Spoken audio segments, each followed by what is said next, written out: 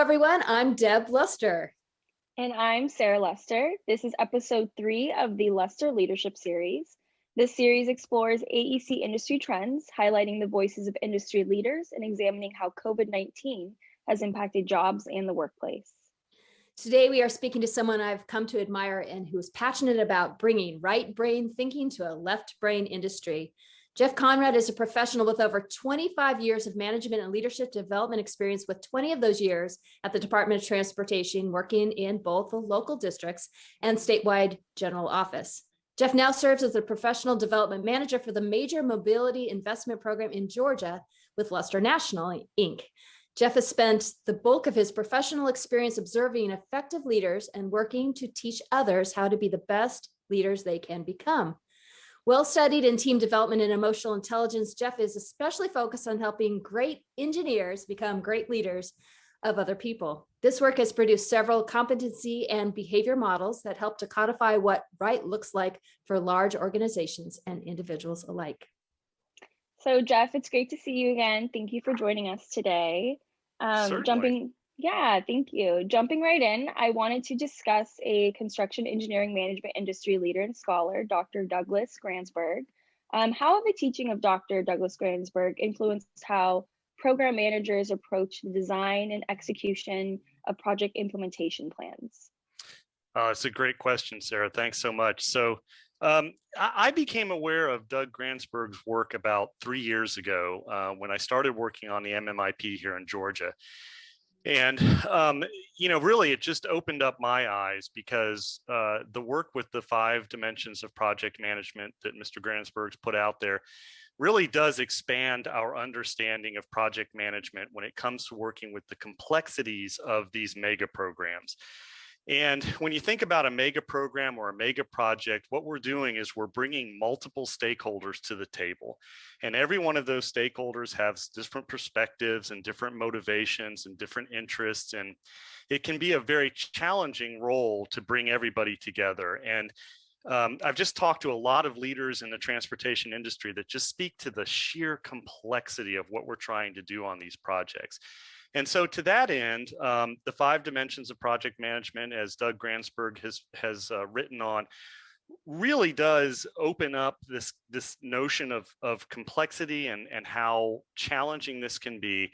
And so I think for program managers and for project managers, what the 5 dimensions of project management do is it really opens up their aperture and lets them begin to see that maybe when you're working on a mega program or a mega project with all these different stakeholders, things are a little different than they've been done in the past. So typically, a lot of our mega programs are alternative delivery programs, which means that there are added dimensions that just heighten everything. And so I think for the project manager or the program manager, the biggest aspect and the biggest realization is it just opens up their eyes, and they start very early on in a program to recognize this is different, this is a bit more complex, and I might need to do things a little differently for this program or this project. Well, so that's the traditional approach was focused on the 3-legged stool of budget, scope, and schedule, as you were saying. Now this is the 5. Now you added finance and context. And why is context important and relevant to project management? Oh, Deb, I love that you focused in on context. It's so relevant. And, I flash back to, so on our program here in Georgia, we do a thing called complexity mapping.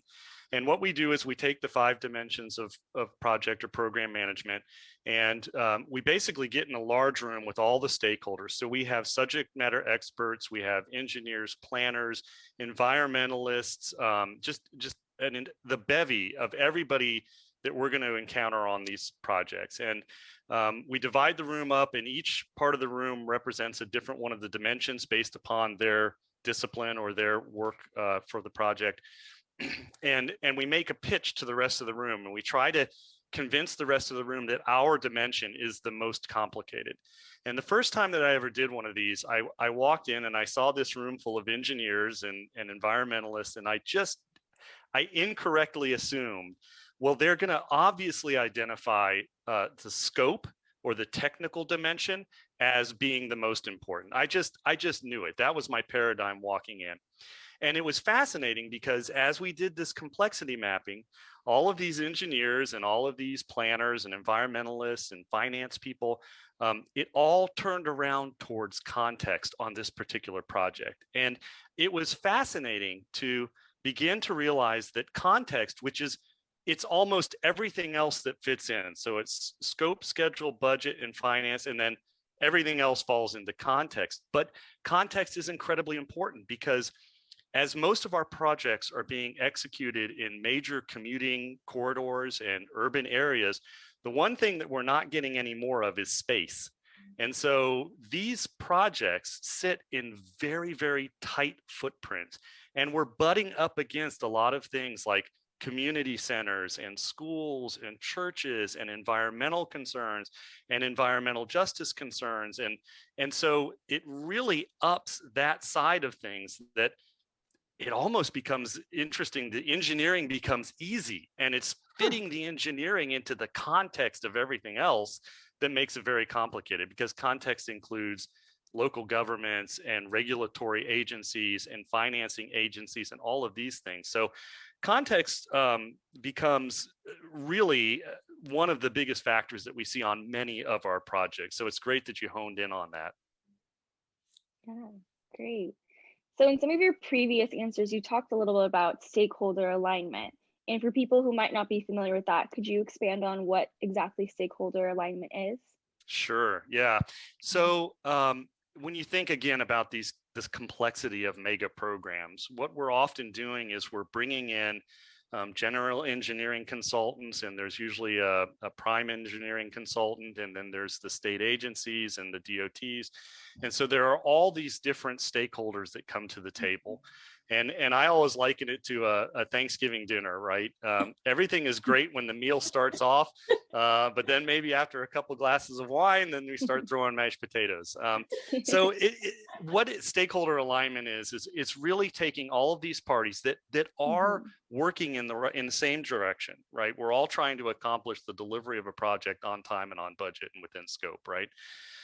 And it's bringing all these parties together, and just very early on in the project is defining the direction that we're going in. So stakeholder alignment is making sure that all these parties are going in the right direction. And we do that by identifying what's a win for every one of these entities, because it's different, right? So for example, a Department of Transportation might have a different motivation than an engineering firm.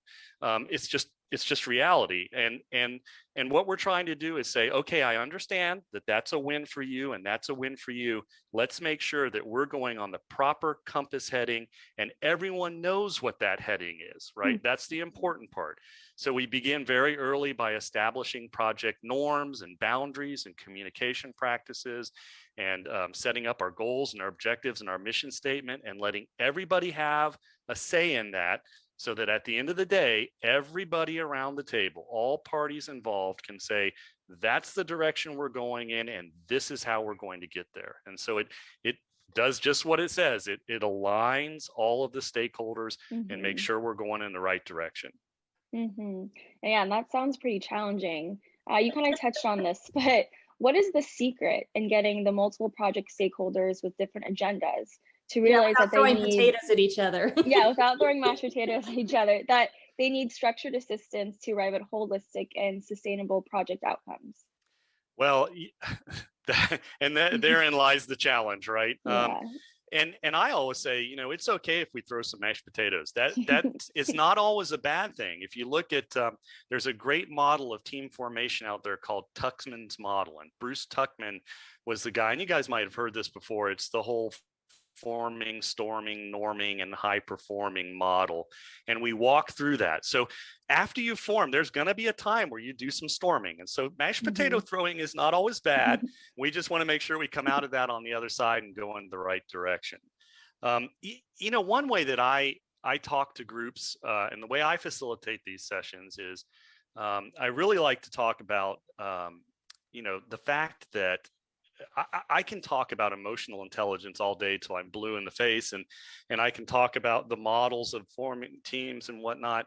But really, at the end of the day, what a room full of engineers wants to hear is that we can save you a lot of time and a lot of money on the back end of your project, which will show up in claims and change orders and all of those delays at the end of the project.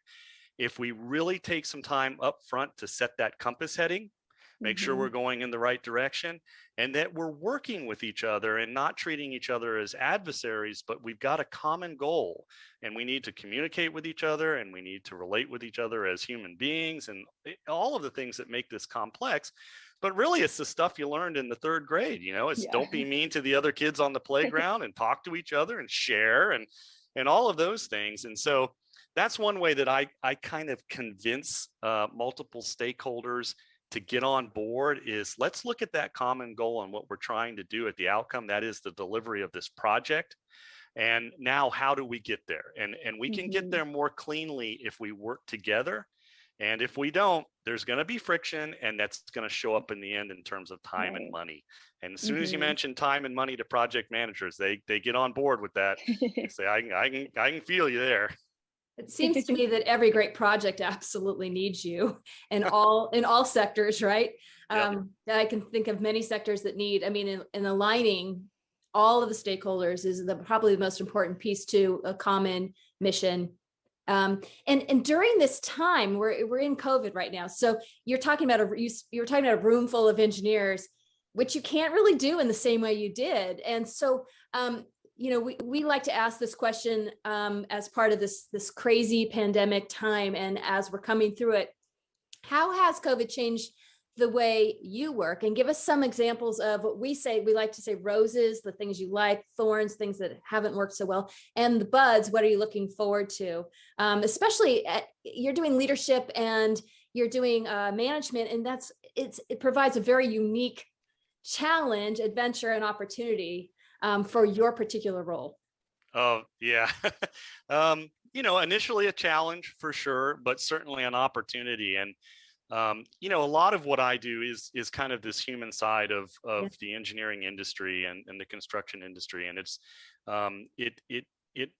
it has been interesting over the last year. And so, a positive of all of this, look, we have pivoted in our industry and demonstrated that we can be productive and effective through amazing technology. And we've gotten very good at this. And when all of this first started, I remember talking to a lot of our stakeholders on our program and saying, over the next however long, because back then we didn't know when we would get back together. And I said, we're going to have to exercise a lot of forgiveness and a lot of grace with each other. And forgiveness in the terms of I'm new to the technology, or grace in terms of I've got a dog barking at a FedEx guy in the next room and I'm on a conference call. And so, we have demonstrated as an industry, as a whole, that we can make the pivot and use this technology to survive this entire pandemic and the isolation. And it has been challenging. What I do, I really like to see the whites of people's eyes. I really like to interact with other people. And that's kind of what I've built my reputation on, is being able to facilitate and lead these classroom oriented sessions, and I've had to get very, very good at doing that sort of thing online. And we've shown that we can do that. We've had alignment sessions, we've had chartering sessions, we've done a lot of training during the COVID period of isolation, and we've gotten really good at using the technology to our benefit. And so, I've never been an online guy much, but I've gotten really used to doing this stuff online. And I did a great presentation just the other day for a women in transportation group in Atlanta, a bunch of female engineers, and it was just a fantastic interaction with them. And we did it online, and it was great. And we've just all gotten so used to that. But now here's the challenge. And I've had this very conversation with some leaders on our program that all of us, Stephen Covey describes, we all walk around with an emotional bank account, and we make deposits into each other and we make withdrawals from each other, just like a bank account. And we have spent years developing a relationship with our client and our contractors and our subs, and we've really done a lot to build up those emotional bank accounts. But after a year, we are starting to see that the accounts are getting a little low. And I liken it to a bucket full of water, right? When COVID hit, we kind of poked some holes in the bottom of the bucket, and it's kind of been leaking out this whole time. Now, we're still maintaining the relationships, of course. Again, we're doing so through technology, but there is something to be said for face-to-face meetings. There's something to be said with interacting with us. We're designed to interact with each other. We're designed to communicate and be in tribe with each other. And so one of the things I'm really looking forward to is really starting to get that back going again. You know, here in Atlanta, we have started working in the office a few days a week. And it has been so cool to just pass people in the hall and say hello. And even from a strategic perspective, just pick up bits of intelligence or conversations that are happening. And that's really where you learn so much about these programs and each other and the projects. And so I'm looking forward to a day when we can facilitate sessions live again and interact with real human beings instead of two-dimensional faces. And it'll be a good thing. So I'm proud of our industry for making the pivot, but I'm anxious to begin rebuilding those relationships. It will be really interesting to see how the industry and every industry, what they take, you know, what are they taking from this experience? Because we can have worldwide virtual events that are not so travel centric. And then the kind of joy of being with people again and having this opportunity to share energy. And that's not all, you know, two-dimensional, as you said, little faces on a computer. Yeah, and I love that. That's perfect. The energy, like you can communicate in this medium and it works. But it doesn't have the same synergy. There's not the same energy. It's just different. I mean, as humans, we're just designed to interact with each other. Yeah, and you know what? I think we've demonstrated that as an industry, in terms of recruitment and retention, working from home seems to work. And so that's going to be something interesting that the industry will explore coming up in the next couple of years is can we continue to maintain this work-life balance, and what does the hybrid model look like? Like maybe we're a little more open to being at home more often and allowing our employees to have a greater work-life balance. And maybe that becomes a recruitment and a retention tool for many firms. I'm pretty sure it will be. Yeah. Sure. Yeah. So, well, we want to thank you. This has been really, really fun to be with you. We're looking forward to the energy that we can have in person sometime in the near future. We're inspired by you and that you're out there elevating management and leadership, and we want to continue to learn more from you. We have a great opportunity to share with whoever's watching, looking at this, a larger fireside chat with you that will be out at the end of the year. And we're really excited about bringing that out too. And that's when we had the opportunity to see you in person. So, That's right. So thank you so much for being here. We really appreciate it. Yeah, Certainly. thank you Thank so you very much much for having me. Thank you, Sarah. Yeah, this has been great. So thank you for your time. I really appreciate it. Yeah. Thank you. Thank you.